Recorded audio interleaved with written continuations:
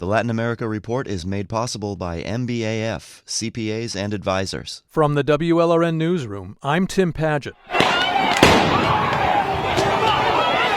This month, President Trump sent National Guard troops to Lafayette Square in Washington, D.C., near the White House. Tear gas was fired to disperse what videos show were largely peaceful protesters demonstrating against police brutality and racism.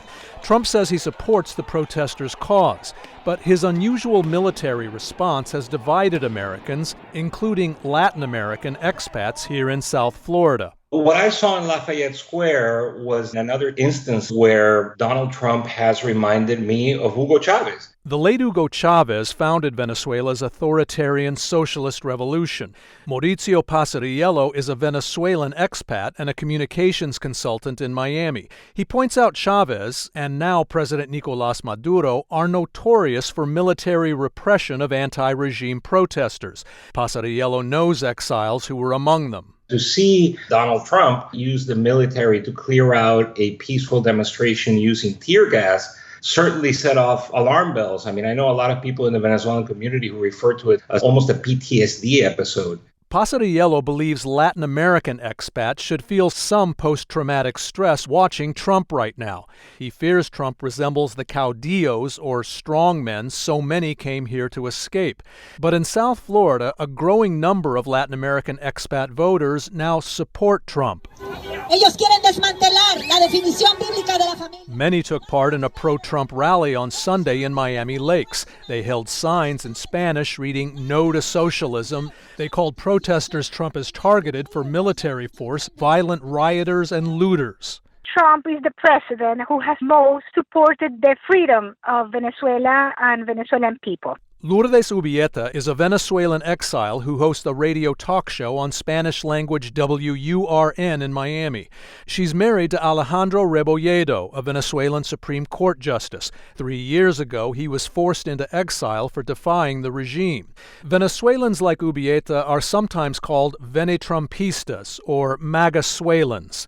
Ubieta says they'll support Trump in November for one key reason: his high-profile efforts to help overthrow Maduro's regime. Venezuela is one of Trump's main subjects on the foreign policy, and we are grateful. I asked Ubieta if she's overlooking Trump's more authoritarian actions because his Venezuela policy aligns with hers. She said she doesn't consider Trump an authoritarian figure. Sometimes Trump's speech is so aggressive that reminds us of Chavez. But what happens in Venezuela is very much different. I mean, the regime incarcerates people who are against them, and the organized crime controls Venezuela.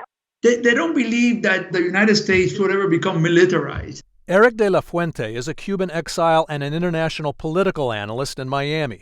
De la Fuente is an expert on threats to democracy in Latin America, and he says one assumption many Latin American expats share is that the dictatorial military abuses they've seen there could not happen here. The concept of the United States for people that fled here is that, oh my God, the institutions are so strong that, at the end of the day, I don't think they truly believe Trump and the military will turn on the people. De la Fuente also feels it's an exaggeration to compare Trump to Latin American tyrants like Chavez or the late Fidel Castro in Cuba.